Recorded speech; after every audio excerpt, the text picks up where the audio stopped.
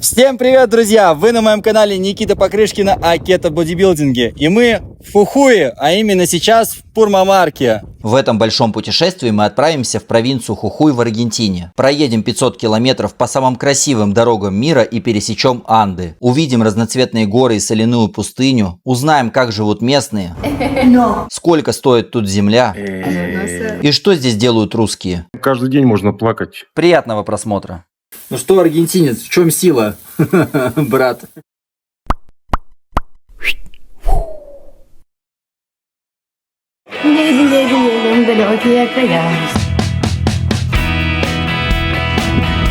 Сейчас мы узнаем, какой этот Жужуй или Хухуй на запах. Лето. По сравнению с Буэнос-Айресом, где 12 даже бывает градусов сейчас, в мае месяце в Буэнос-Айресе, здесь в Хухуе 27 до 30 градусов днем. О, насколько свежо, тепло, прям вот лето продлевается. И да, вы правильно видите, мы сняли машину. I wonder if you know how the life in Tokyo. If you see me, then you mean it, then you know you have to go fast and furious. Мы сделали это. Нашли машину в Хухуе, и это было еще то приключение, потому что самая большая проблема здесь, как и в принципе во многих странах, в Америке такая же история, нужна кредитная карта для того, чтобы оставить депозит. И как известно, русские карты сейчас не работают. Да, в Буэнос-Айресе очень много фирм, которые дают машину под аренду без кредитной карты, там под залог кэшем, но в других регионах с этим есть очень большая сложность. И в Хухуе я перезвонил всем возможным фирмам, местным каким-то маленьким конторкам, большим там известным Хёрдс, пока я не объяснил ситуацию, и мне пошли навстречу, разрешили внести депозит наличными деньгами, долларами. Это вот только Fit Car Rental, спасибо им большое, они согласились. Но при этом встал следующий вопрос, что практически нигде не было машины на автомате. То есть у них здесь в Аргентине распространены машины только на механике. В Буэнос-Айресе, опять же, есть много фирм, которые предоставляют разные машины. Здесь, в Хухуе, там и в других регионах Аргентины с этим большая сложность. И вот только Fit Car Rental, спасибо им большое, нашли всего лишь одну машину в Хухуе на автомате. Я ее заранее забронировал, заранее принес, заплатил всю стоимость наличными деньгами песо в Буэнос-Айресе в офисе, хотя машину мы арендуем здесь, в Хухуе. Вышло, кстати, практически на 4 дня 150 тысяч песо, но это примерно 15 тысяч рублей. Безграничный километраж, то есть можно ездить сколько угодно. И вот она, красотка, мой Бэтмобиль. Toyota Etios, максимально дешевенькая, компактная машинка. Какая тихая. Это, конечно, не Мустанг мой. Просто я не слышу, она заведена или нет. Капота-то не вижу, надо сходить посмотреть. Потому что я привык, что на Мустанге у меня туда так 3 метра просто вперед. Скажи, знаешь ли что, как живем мы в Токио? Если ты меня увидишь, то поймешь ты на все 100. Люблю быстрее. Надо глянуть реально. Сколько? Господи, спаси, согрели. Ты вообще знаешь, куда мы тебя привезли опять? Вообще не знаю, даже не сказали. Опять какой-то сюрприз очередной. Я сижу в шоке. Горы вижу, самое главное. Горы офигенные. Мы, ничего маме опять не сказали, просто купили на нее билеты. Так же, как летали на водопады Игуасу. Посмотрите ролик уже на канале про водопады Игуасу. Это тоже был сюрприз для мамы. На канале. На тот момент он уже будет там. Мама не знает, как YouTube ведется. Когда мы приземлялись, я подумала, что это Турция. Такие же горы красивущие. Так, ну что, поехали? Что-то не едет, нажимаю. О, надо было, видимо, газку дать. Что пищит? Где? Точно пищит. А что не так? А! Это вырежем, поняла? С ручника забыл снять. Поехали! Педаль, я педаль в пол нажал, сейчас ничего не изменилось. И на Мустанге нажимаешь, и ты просто...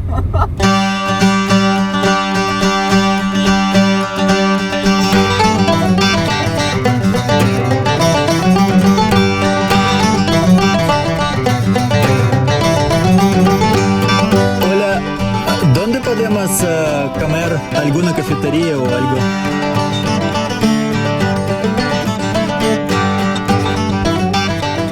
Что-то мы, конечно, посмотрели в этом городе, поесть толком негде, какие-то маленькие придорожные только кафешки. Сейчас посмотрим, что вообще местные аргентинцы здесь едят. Что туристов именно в этом городе, но совсем немного.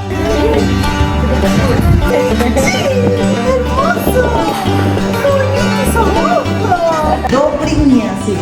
Es ruso. Рус аргентинито. Добрый день. И es masculino. Попросил что-нибудь местного, мне сделали лимонад специально для меня, так как здесь нету без сахара ничего, что неудивительно, в общем-то, в такой глубинке. Лимонадик. Кстати, не такой, не слишком сладкий, приятный. Для жары самое то.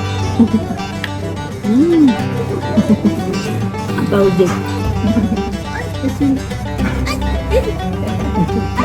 Первый аргентинский друг у нас. Primero amigo, sí. Мы в первом городе в нашем путешествии, Баррио Лос Парейро. Это такой маленький-маленький городок, можно сказать, деревушка такая небольшая на пути в большой город, достопримечательность Пурмарарка. В принципе, здесь нету больших прямо городов, все городки такие маленькие. А сейчас заехали сюда, здесь национальный заповедник. Вот сюда вот в горы прямо за мной, которые находятся, поднимемся. Покажу вам оттуда красивую долину. А пока, по-моему, самое время подписаться, поставить лайк и написать в комментарии, например, что бы вы еще хотели увидеть, на какую тему снять ролик или в какой регион в Аргентине съездить. Посмотрите, какую нам миланьезу принесли. Жесть. Muy grande, gracias. Тройная порция. Стоит, кстати, 1000 рублей. Ну, как бы тоже денег. Миланьеза – это традиционное аргентинское блюдо. Что это такое? Вообще, это как бы мясо в панировке. Ну, подается что-то вроде пиццы, потому что там еще томатный соус, там еще сыр, там еще яйца вот сверху. Мы делаем, кстати, кето-пиццу. Фарш куриный с сыром у нас идет как вместо теста. И сверху все выкладываем, как на обычной пицце. Вот это, кстати, очень сильно похоже. Единственное, что здесь панировку мы, естественно, делаем без пшеничной муки.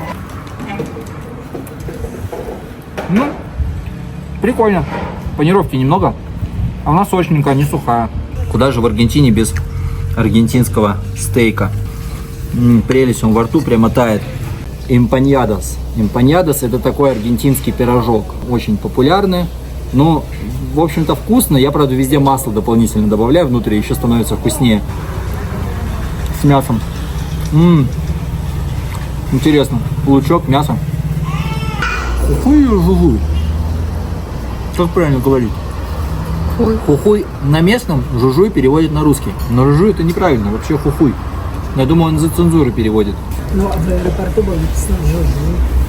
Жужуй? Читается как ухой. Нет, это хухуй на испанском читается. Реклам. Записывайтесь ко мне на онлайн-тренировки. Мои клиенты получают 100% результат. Помимо программы тренировок вы получите еще программу питания, разбор анализов и подбор БАДов.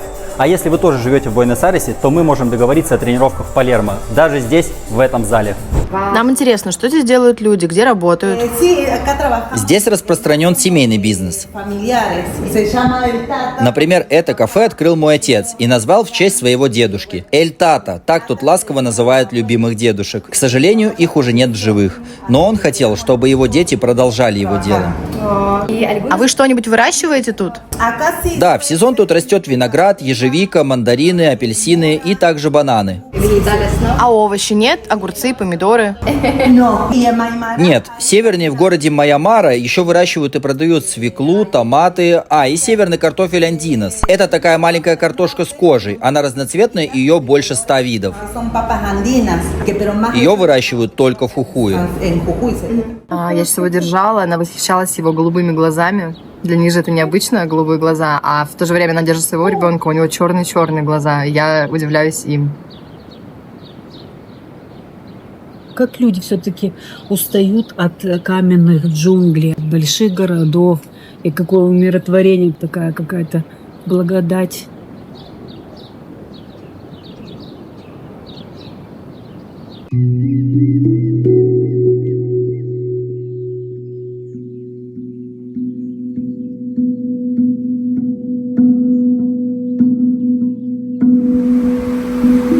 Офигеть, какая красивая Аргентина. Посмотрите, какой мост, какие долины. Я вот хочу просто вот здесь вот поставить домик. Мне ничего не надо, я просто поставлю вот здесь домик. Вот в том ручейке буду отлавливать карася какого-нибудь. И все. Посажу картошку, буду есть папайю. Ляпота.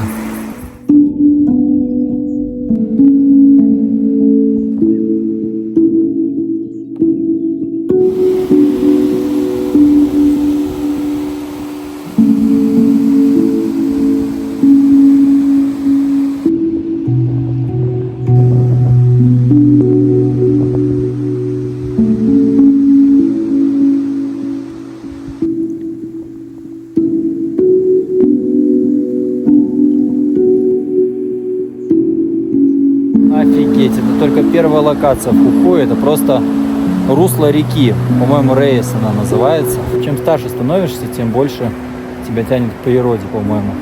Как говорит моя мама, тем тебя больше тянет к земле.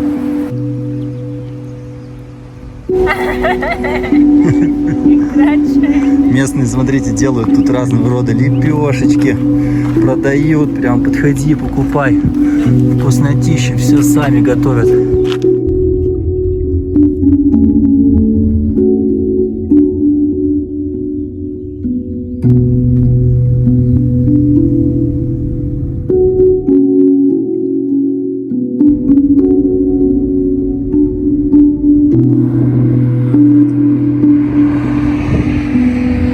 Вот эти отельчики очень крутые. Покажу вам фото. Там прям классно жить с видом на горы. Очень красиво отдыхать. Но нам немножко не по пути, поэтому мы едем дальше. Вот это воздух. Такой запах. Это уже даже не Латинская Америка. Это, я не знаю. Я такого нигде не чувствовал. В Анапе, в Суко, в горах тоже было классно. Здесь что-то другое. Здесь больше отдает не лесами, а такой пустыней, что ли. Травами. Травами, да, какими-то, как будто вот какие-то травы растут. Это мое. Я остаюсь. Это каждый раз, да, говорю, в каждом месте.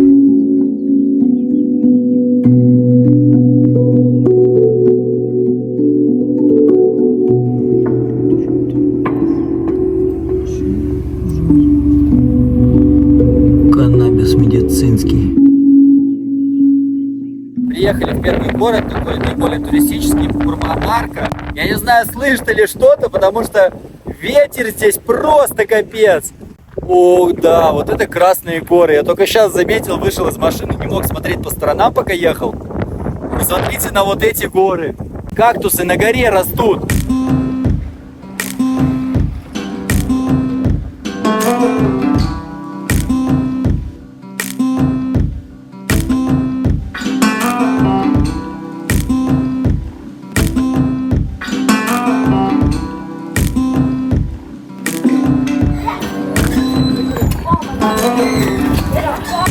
Белый вожак призван собрать новую аргентинскую сборную.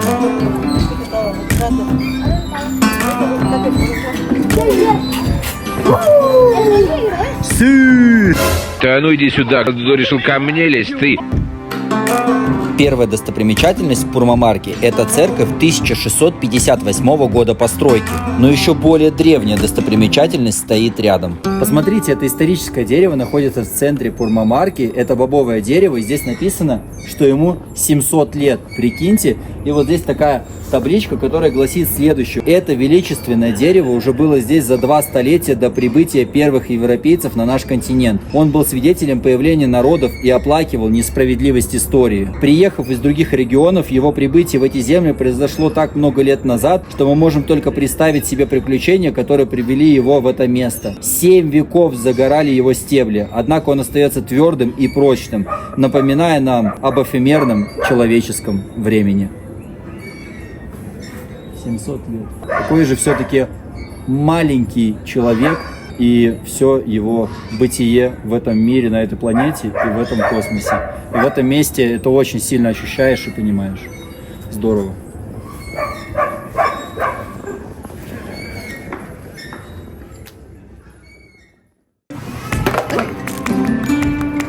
Это печеньки из киноа, это печеньки из кукурузы. И здесь, наподобие как в Боливии, растет, ну, они выращивают сами киноа свое, кукурузу. У них очень распространена полента, вот кукурузная каша и киноа. И они делают такие вот местные печеньки.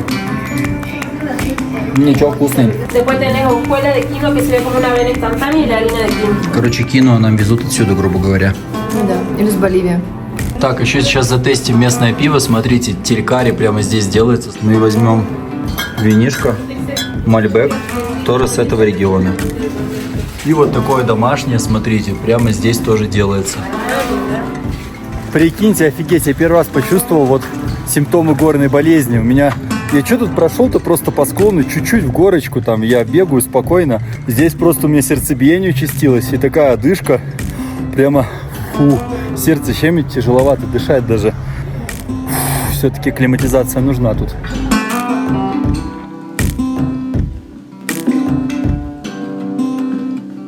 Вот такой отель мы нашли в Пурма-Марке. Стоит он всего $54 за ночь. И это прям дом аргентинки. Сдает вот половину своего дома. В принципе, в номере все есть. Он красивый. Он в таком стиле Хухует. Такие вот шторы вязаные, такие вот картины такого стиля. Эти картины рисует она сама. Это просто как будто в скале вытесано. Потолки 3 метра, ей-богу. Вот это все свойственно этому региону, и очень прикольно остановиться в таком месте, и не просто в каком-то там отеле, который будет там лакшери, но не отражать культуру местную, да? Вот здесь есть, короче, маты, мы можем наслаждаться. У нас есть мотель. А вот, кстати, наверное, кока. Это не кола, они говорили, а кока... Что такое кока? Кокаин? И самое главное для нас, что нету комаров этих долбаных, которые просто в Буэнос-Айресе прожимают просто, я не знаю, из меня выжили все соки. Листья кокаинового куста. Да? Да, это оно. Ты что, уже приняла, что ты? Итак, у нас уже есть чай из листьев кокаина. Здесь продается трава. Еще здесь леденцы из листьев кокаина тоже делаются от горной болезни. Отлично, пойдемте узнавать местный колорит и местную культуру. Пробовать ее на вкус. Кейс номбре. Патату. Патату. Патату. Патату. Красавчик. Si alguna guaguita pudiera tener, uy qué feliz, pero como dice que Dios proveerá, ya de venir, cuando chacarera comienzo a cantar, agradecer, la chacarera del rancho señor, claro que sí puede.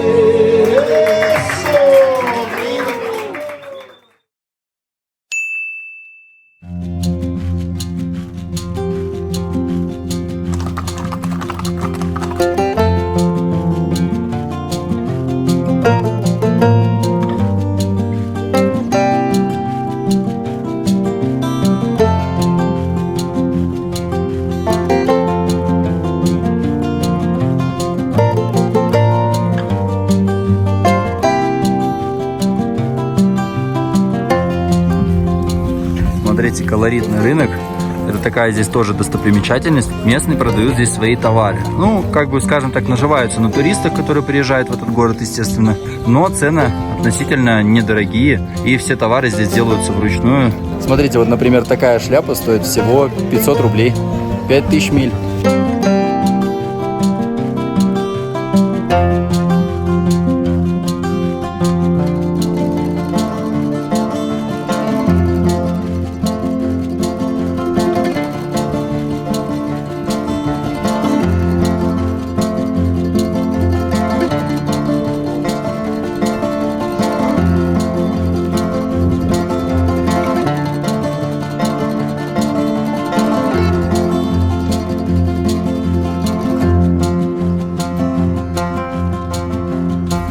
Как видите, немножко приоделись, ну, так сказать, чтобы вливаться в местную архитектуру, по современным канонам красоты оделись.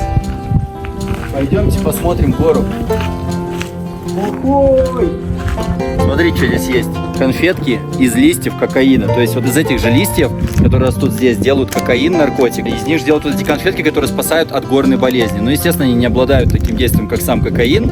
Также, собственно, как и конопля. Вот видите, здесь каннабис стоят, в лечебных целях используется. Он довольно полезный.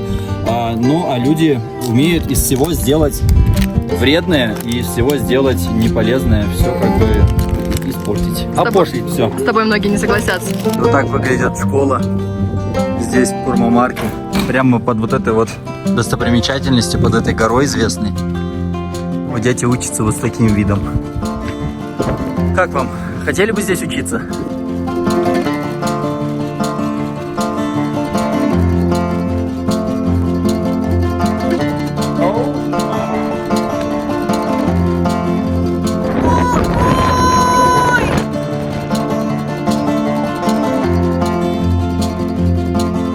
Мам, как тебе тут? Тяжело? Очень. Кстати, сейчас я ощутила горную болезнь. Сердце давит. На Эверест тебе не подняться, наверное, да, все-таки? А все потому, что Пурма-Марка находится на высоте 2300 метров над уровнем моря. Главной его достопримечательностью является гора Семи Цветов, которая является одним из восточных склонов Андийского плоскогорья. Семицветные горы, окружающие Пурмамарку со всех сторон, это минералы, включающие морские отложения, которые обнажились в течение веков усилиями ветров и проливных дождей, движением озер, рек и тектонических плит. Однако у местного населения есть легенда, согласно которой скала приобрела такой необычный окрас благодаря детям. На протяжении недели они тайком по ночам красили скалу в разные цвета, пока их не застукали родители. Пурмамарка входит в узкую горную долину Кебрада де Умауаку, которая является всемирным наследием ЮНЕСКО. И тут можно запутаться, поэтому давайте наглядно проясню, где мы. Аргентина поделена на провинции. Например, в России так называют области, а в Америке это штаты. Кстати, в прошлом ролике о водопадах Игуасу мы были в провинции Мисьонес. Провинция Хухуй, или как ее принято переводить на русский Жужуй, находится на северо-западе Аргентины, недалеко от границы с Чили и Боливией. Долина Умауаку, находящаяся между горами, по которой мы и путешествуем, это что-то вроде чуда света. Ну а отдельные городки, находящиеся в ней, имеют свои достопримечательности. Очень тяжело передать. Вообще словами на самом деле. Типа, ну что сказать красиво, но это вообще ничего не сказать. Мы были на Гранд-Каньоне, и да, там очень классно, красиво, но вот эти места, может, я стал старше, не знаю, они меня впечатляют лично больше. Это все вот здесь буквально можно рукой как будто бы достать. Ты себя ощущаешь частью вот этого большого красивого мира. А на Гранд-Каньоне все-таки это все далеко, ты так посмотрел, да пошел дальше. Здесь ты можешь соприкоснуться с этим, пожить вот в Гранд-Каньоне буквально, да, это, можно сказать, местно-аргентинский Гранд-Каньон, назовем его так. Пурмамарка, ты в моем сердце. Это официально самый красивый вид во всем мире. По моему скромному мнению, из тех мест, где я был на данный момент.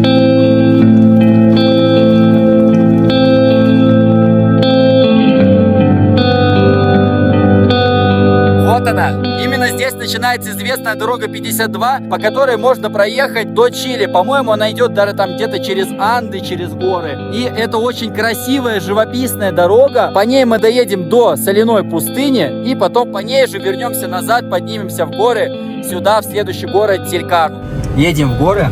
Симптомы горной болезни уже проявляются. Конфетки из растения кокаина, кокаинового дерева, буквально. Они помогают от горной болезни. Может, еще от чего-то. Посмотрим, куда мы приедем сейчас на этих конфетках. Похоже на жженый сахар. В детстве делали такие петушки, карамельные петушки сами на кухне.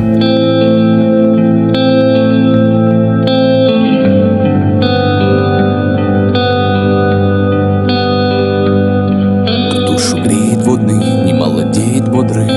Тут будет недовольный у любого и не без контры. Тут судит люд гордый. Я расковыряю критику твою минором, ибо нет тут ловить вовсе. Чистилище всего губительного называй. Не приведи Санта мне менять эту игру на рай. Я с друидами дружил и знаю, чё почем. И в подворотнях этих грязных убивался горячо. Я без малого района Мартин Лютер Кинг. И миновала меня паленая заруба не горит. Жить сильнее, когда мне не надо. Искренне вам желаю меня не понять и потерять. Правда, исповеди тут как носа не люди, но мне беда. Умники тут лавандосом разменяли благодать. Там рвели горы, запивая чудеса.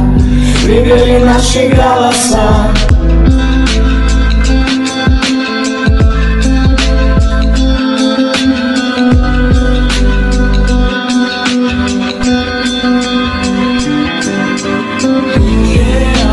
Там рвели горы, мама, там рвели горы, мама, там рвели горы, мама, там рвели горы, мама, там рвели горы, мама, там рвели горы, мама, там рвели горы, мама, там рвели горы, мама, там рвели горы, мама, там рвели горы, мама. Поднялись практически на самую вершину этой горы. Вот там немножко туда вверх еще идет дорога. Фу, горная болезнь так ощущается. Офигеть, вот это дорога! Шоссе 52 на всем протяжении идет через Анды в Чили. До Чили тут всего 200 километров. Это один из лучших маршрутов по версии Топ Гира. Вы не ослышались, это одна из самых красивых дорог на планете. Проложена дорога была для торговых фур, а туристы ездят по ней в еще одну достопримечательность этого региона, куда мы и направляемся. Я собрала все оттенки. Вот так и создаются разноцветные горы. Да. Разными минералами. Дорогу привалило, походу, немножко.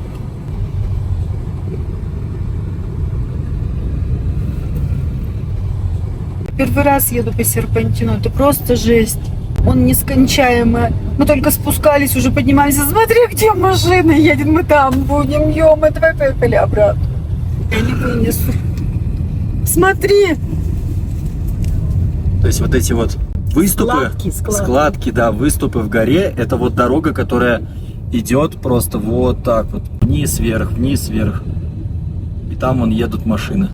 Вон они, видите?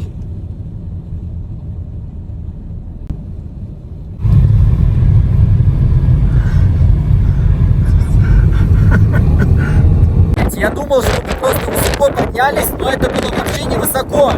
Это была только половина горы, потому что сейчас,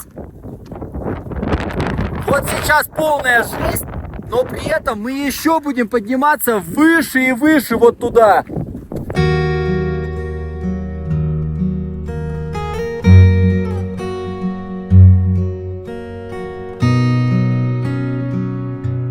Пробираемся в горы, и вот здесь прямо ламы гуляют в дикой природе.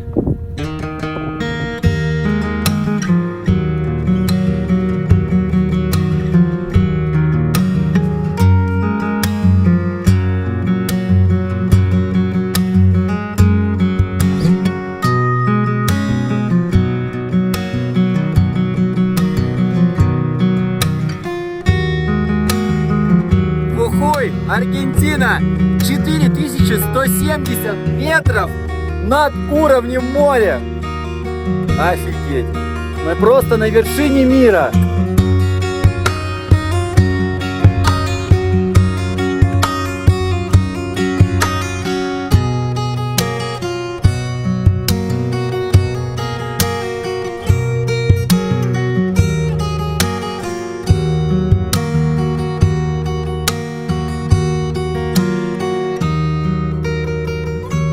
Смотрите, Токио 17 тысяч, Буэнос-Айрес 1000 километров, Нью-Йорк 7000 километров. Итак, мы приехали в соляную пустыню. Не знаю пока, что здесь еще, кроме соляной пустыни. Сейчас посмотрим, чем она так знаменита и чем она так потрясает всех. Пока непонятно, довольно пустынно.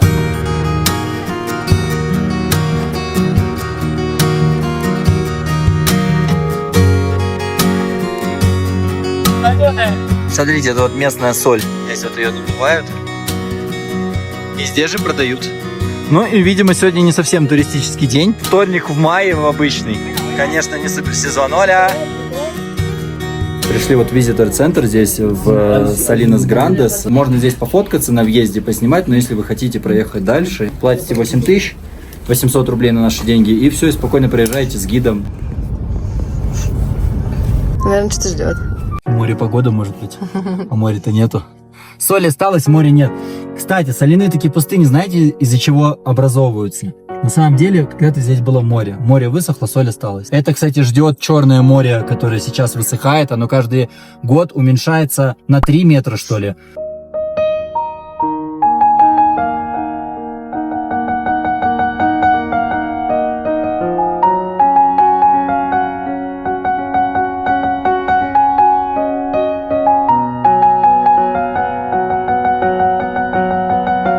Я ступил прямо как на другую планету.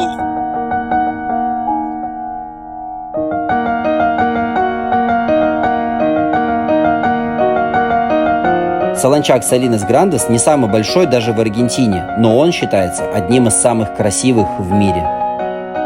Располагается на высоте 3400 метров над уровнем моря, и когда-то это место было дном озера. Долгие годы не было точных причин возникновения сот на Солончаках. Оказалось, что это следствие испарения грунтовых вод. Под всего 30-сантиметровой коркой соли скрывается вода. Специальные машины выкапывают бассейны, в которых добывают соль, натрий, калий и литий. Также обычно на Солончаках находятся военные аэродромы и устанавливаются рекорды скорости на спортивных машинах. Но этот солончак пока свободен. Еще в дождливый сезон тут получаются зеркальные фотки в небе. Ну а мы довольствовались этим. Look at this dude. Wait till you see the. No. Но независимо от сезона, здесь всегда удается насладиться внеземными ощущениями пустоты. Конфетки из растения кокаинового дерева. Посмотрим, куда мы приедем сейчас на этих конфетках.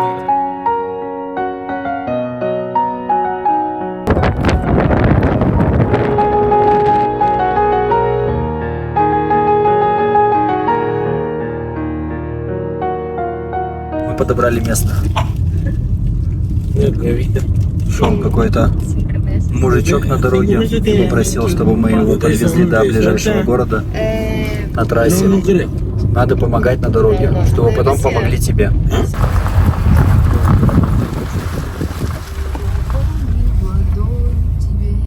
Едем в Телькару заселяться в наш отель и остановились у еще одной, такой достопримечательности. Сомнительное место, как достопримечательность, конечно, но оно хотя бы здесь, скажем так, знаковое и колоритное. Это кладбище. Аргентинцы к кладбищам относятся иначе. Для них важно, где живет твое тело после смерти, так же, как и при жизни. Покойных укладывают не в земле, а над ней. Поэтому после смерти люди ставят своим близким вот такие вот склепы. Ну и согласитесь, что такое жилье для души будет более комфортабельным, если оно находится на горе с красивым видом на долину. Так, мы в Телькаре, зашли покушать. Заказали стейк из ламы, из местной. Тут еще бегала с утра по горам, мы ее вот видели. Назад едем, ее уже нету. Вот она, видимо. Как говядина, сильно и неотличимо. А вот это мы вот с Надькой такие кружки уже 10 лет назад выкинули. Раньше эти куличи пекли. А здесь в них просто выносят приборы. И только, пожалуйста, меня не ставь. Зачем тогда я тебя снимаю? Не знаю, просто на память. Было написано, что это место ресторан и арт-галерея. И вот нам принесли чек. И помимо чека вот такую вот картину, которую они только что сами нарисовали. И это то, что мы заказали. Вот какая-то такая вот абстракция. Как идея прикольно. Посмотрите, куда нас принесла нелегкая. Этот домик стоит где-то просто на отшибе. От Телькары мы отъехали буквально в 5 минутах. Небольшое такое село здесь. Вот туда такая дорога. Прям как в фильме «Поворот не туда».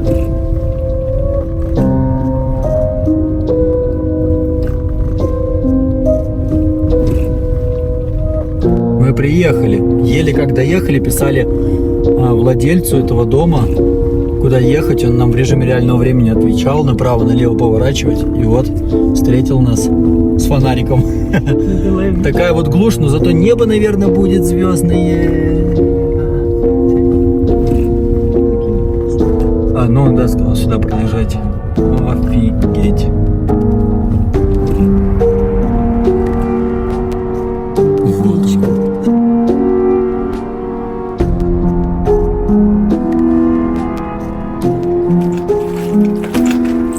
Вот он, домик. Ой, как тут круто. Вдали, в глуши, в аргентинской. Все есть. Можно готовить. Даже яички положили, я зря купил. Здесь мы поселимся на 2 дня. Это рядом с Телькарой. Esa casa hecha por manos, ¿sí? Sí, la construimos nosotros con algunos amigos y otra gente que trabaja en construcción. Son construcciones naturales, las paredes son de barro, de tierra, madera, caña, que es esto, y tiene muy poco cemento en las bases y todo lo demás es material natural de la zona. ¿Y esos huevos? Son de nuestras gallinas, son huevos caseros, así que de bienvenida. Muy lindo, muy bien, gracias. Какой офигенный хозяин. Смотрите, здесь печка есть. Помимо вот обычного, как всегда, там чай, кофе, нам даже матешницу и мате оставили попробовать аргентинский. Вода, не надо воду покупать просто здесь. Тут 5-литрушечка. Горячая, холодная вода. Даже крупы есть, стоит рис, чечевица. И посмотрите сюда. Та-дам! Ну а какой здесь вид вокруг, я покажу уже завтра.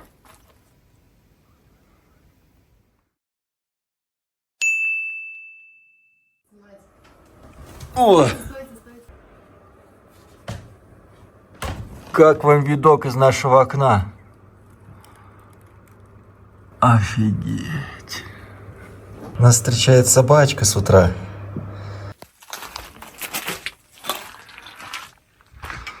Офигеть, посмотрите, где мы живем. Я специально остановлюсь и просто послушайте. Это тишина, которая даже на уши давит. Наш домик. Вот такой вот он один стоит. На самом деле симптомы горной болезни здесь проявляются. У меня, например, идет кровь, и у нас полопались сосуды в глазах, то есть это давление. Но на самом деле это случилось все после вчерашнего быстрого спуска с горы, когда мы ездили к соляным пустыням. Уже темнело, и мы хотели быстрее вернуться в город. Спустились быстро и, естественно, чувствовала, закладывала уши. Фу, тоже симптомы горной болезни. Тяжело дышать, тяжело говорить, если двигаешься. А вот и наш домик. Этот экодомик находится в самом центре долины Умауаку. И отсюда становится понятно, почему эта долина является всемирным наследием ЮНЕСКО. Настолько красивых и, главное, разных, не похожих друг на друга гор мы еще не видели нигде. Вокруг тишина, спокойствие и единение с природой. Это вот город Майя-Мара, а вот там вот за горой Телькар. Просто тишина, пение птиц и легкий ветерок. Больше ничего не слышно. Климат в это время года очень приятный, а воздух нас особенно удивил. Сладкий, с нотками каких-то трав. Он погружает тебя в эти места и заставляет поверить, что рай-то на самом деле здесь. Больше тебе никуда не надо. Просто оставайся навсегда. Что делаем завтрак из домашних органических яичек? Газовая плита со спичками. Я фиг знаю, какие пользуются. Это органика, это инорганика. Разделяем весь мусор. Так как органика, остатки еды идут на переработку и на корм курам. Отдельно бутылки. Все за экологию.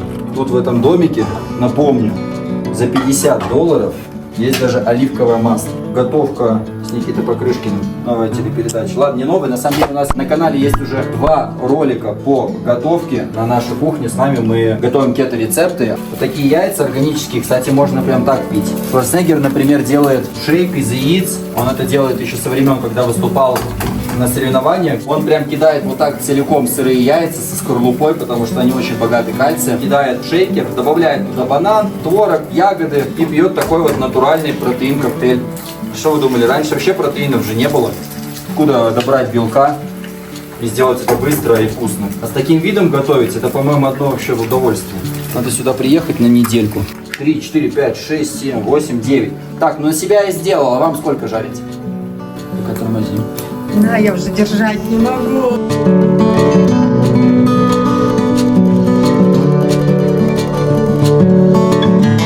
Tengo desayuno fuera de mi casa, en la naturaleza belleza. Это вообще, это мечта всей жизни. Посидеть в тишине, в горах. Ой, жизнь удалась. Вот здесь дорога, да, заброшенная. К этому домику, то есть там кто-то когда-то жил. Мне кажется, можно спокойно прикупить себе. Y queríamos, no se encuentran la casa ahí, ¿no es tuyo, no? ¿Al lado? Sí, sí, sí. Ah, la que está sin techo. Sí, sí, sí. Sí, no, ¿No? es del vecino. Es una construcción abandonada. Todavía no la terminaron y quedó ahí. ¿Cuánto cuesta aproximadamente, no sé, tierra o la casa? Cambia mucho según el Sí, lugar. $100,000. Una hectárea, sí, que sea más o menos plana. No montaña, no. Ah, No sí, toda sí, la sí, sí, montaña. sí. Eso en zona rural. Si es en la ciudad, por ahí es más caro porque es patrimonio de la humanidad de la UNESCO. Hay muchos, el valor tiene más que ver con hoteles y eso, más que para vivir. Como que es difícil, para la gente de acá es muy difícil acceder a una vivienda porque todos Sí, prefieren sí, sí, por venderle a un hotel o algo grande. Turismo. Claro. Sí. ¿Y cuántos años vives aquí? Hace 12 años. Nacido ¿dónde? Yo nací en Buenos Aires. Bueno. Mi pareja, mi mujer, nació en Jujuy, en San Salvador de Jujuy. Так, если вы найдете это видео, то вы снова знаете, где меня искать.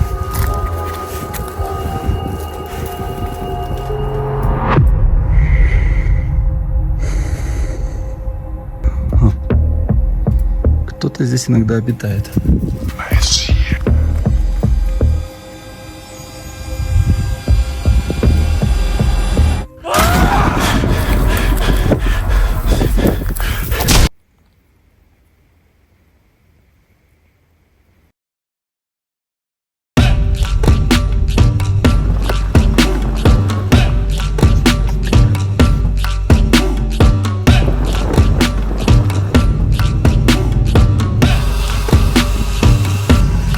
Остановились на заправку.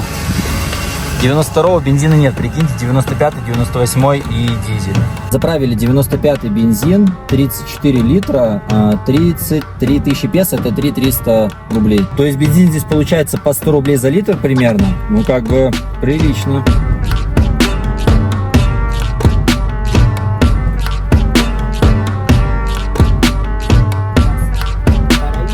На въезде в Омауаку, в этот город, стоит информационный центр для туристов, и там предлагают оставить свою машину за 40 тысяч песо, то есть за 4 тысячи рублей, взять их большую машину с шофером и сюда вот поехать, чтобы по гравию не тащиться на своей машине. Но, в общем-то, здесь дорога нормальная, никаких проблем нету, поэтому это, ну, пустая трата денег по большому счету. Может быть, если кому-то жалко свою машину, кто на своей приезжает. Или кто без машины, да, на скейтборде здесь явно будет неудобно ехать. Чтобы вы понимали, это трасса 73, то есть, да, это типа на карте обозначается как такая трасса. Вот она идет до этой главной достопримечательности, здесь горы 14 цветов. Вчера мы были на холме 7 цветов, здесь гора 14 цветов.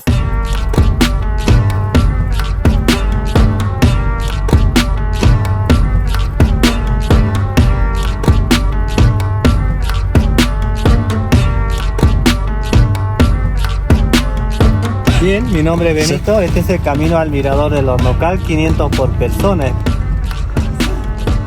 Целое стадо лам нашли.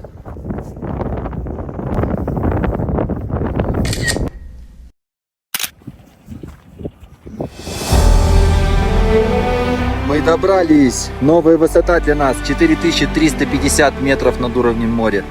И посмотрите, какой здесь вид. Все это стоило ради этой горы.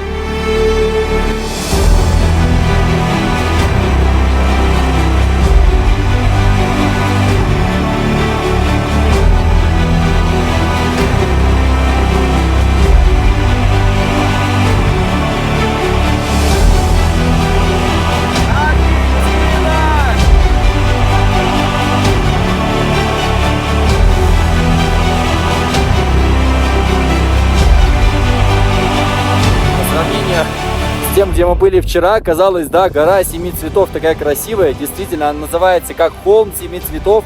Теперь понятно почему. Потому что на фоне вот этой горы 14 цветов, это был всего лишь действительно холм 7 цветов. И это просто, ну он, я не знаю, камера полностью все равно не передает. Воображение мое, оно сломалось просто. Непонятно, как это сделала природа. Как же здорово жить на нашей планете. Какая она красивая. Давайте ее беречь.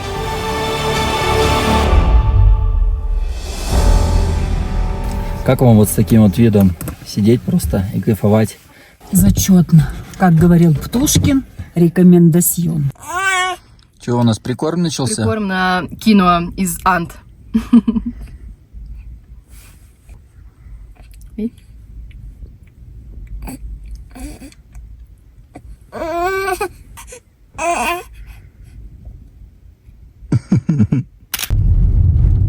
Никита, не надо снимать, едь ради бога. Тормоза отказали. Тьфу, тебе на язык. Смотри, тут прям рядом обрывы. Вот по этой дороге мы поднялись. Это было тяжеловато, потому что галька. Вот такая дорога. Сейчас спускаемся.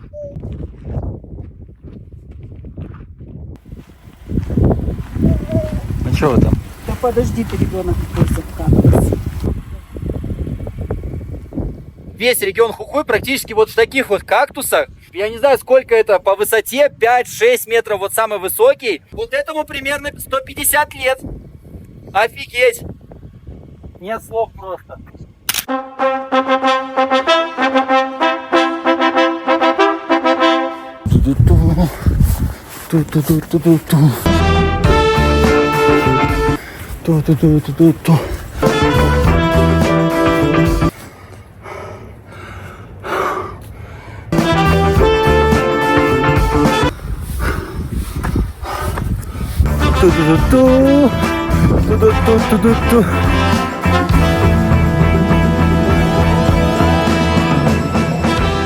В городе Умауаку, главная площадь, здесь стоит вот такой большой памятник героям независимости. Именно город Умауаку дал название всей этой долине, и он тоже является всемирным наследием ЮНЕСКО.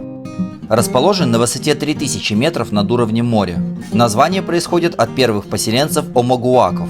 Население около 11 тысяч человек. Город был основан в 1594 году и раньше считался крупнейшим городом с самой высокой экономической жизнью. Это был обязательный центр отдыха и пополнения запасов для странствующих епископов Тукумана, а город имел важное стратегическое значение.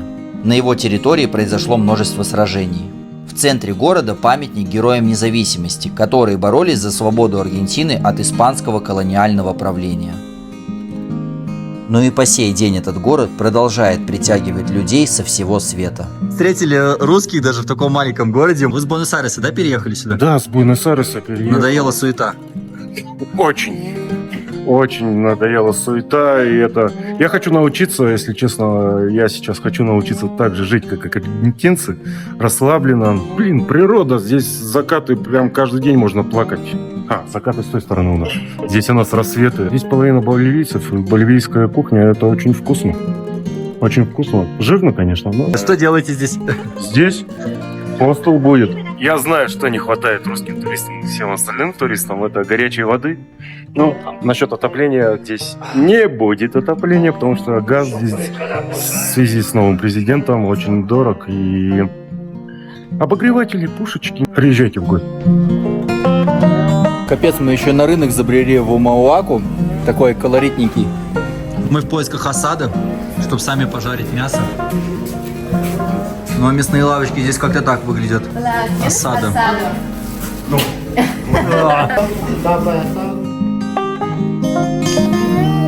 Настоящая осада аргентинская на огне. Ну что, аргентинец, в чем сила, брат? Что такое осада? В Аргентине считается самое лучшее говяжье мясо – это осада. Осада – это вообще такой вид говяжьих ребрышек. Мы пробовали, действительно тает во рту, вкусный. Что такое мате? Все аргентинцы ходят везде с мате.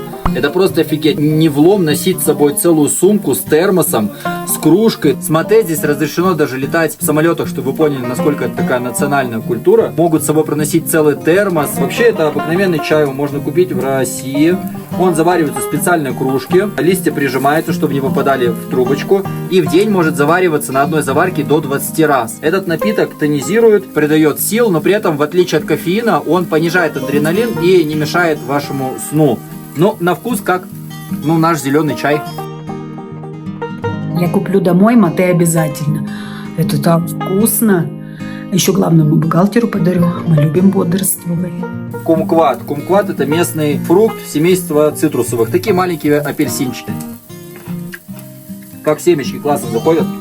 В общем, полный аргентинский набор. На каком этапе я стану аргентинцем? На этапе получения документов или когда полюблю мате? Кстати, в Аргентине говядину принято жарить мужчинам. Мужчины, которые готовят асада, называются асадоры. Buenas noches, amigos.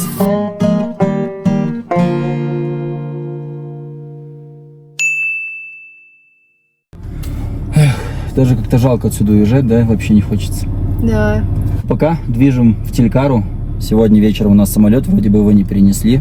Слава богу, в отличие от Пуэрто-Гуасу. Здесь мы сюда долетели с первого раза и назад, пока вроде бы ничего не изменили.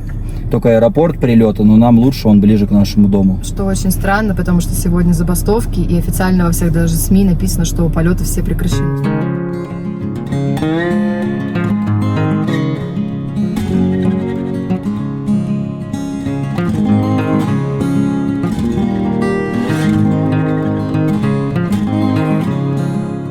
Пришли мы вот в эту достопримечательность Пукара де Телькара, но, к сожалению, не смогли попасть, потому что сегодня 9 мая, и нет, не тот праздник, который празднуется в России. Здесь какие-то забастовки местные, всеобщие какая-то вообще здесь. Все государственная забастовка, закрыто практически все, даже многие рейсы и самолеты не летают. И национальные парки тоже закрыты, мы не смогли попасть внутрь, но вот обошли где-то тут со стороны дач местных, где можно посмотреть на вот эту вот древнюю достопримечательность. Это древний город Пукара. Первые люди заселили эту местность 8000 лет до нашей эры. Потом воздвигли крепость в 12 веке уже нашей эры. И здесь жили до прихода инков. Вот, собственно, руины — это остатки этой крепости. Ну, что-то там отреставрировано. Инки прогодствовали здесь полвека всего лишь. Потом пришли испанцы в 1536 году и возвели город Телькара и захватили всю эту местность, и до сих пор здесь, в Латинской Америке, господствует испанская культура. На месте раскопок найдено более 3000 артефактов. И вот некоторые из них прилетало НЛО, и они вот так вот летающую тарелку изобразили.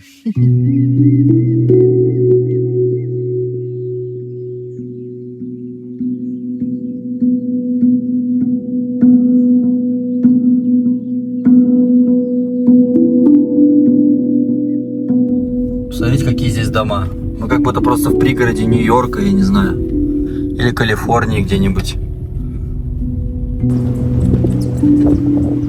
Желтые листья, просто клен. И клен, смотрите, красный. 30 градусов час назад. А тут клен красный. Насколько разный Хухуй. Час езды вниз. И все, здесь уже просто джунгли, как будто бы. Мы заехали в город Перико, Сан-Хосе, рядом с аэропортом. И здесь просто везде расклеены религиозные плакаты.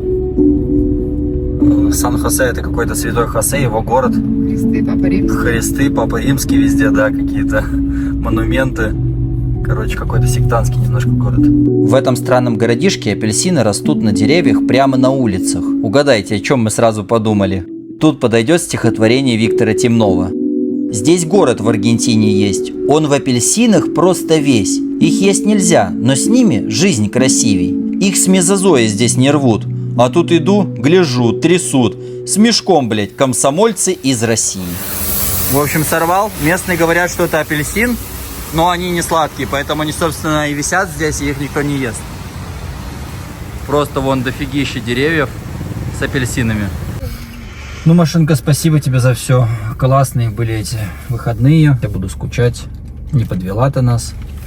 В горе и в радости. Даже как-то прикипел к тебе. Не хочется отдавать. Может, выкупим ее? Будем кататься на ней по Буэнос-Айресу. Эх, грустно. Расстаюсь как со своим другом.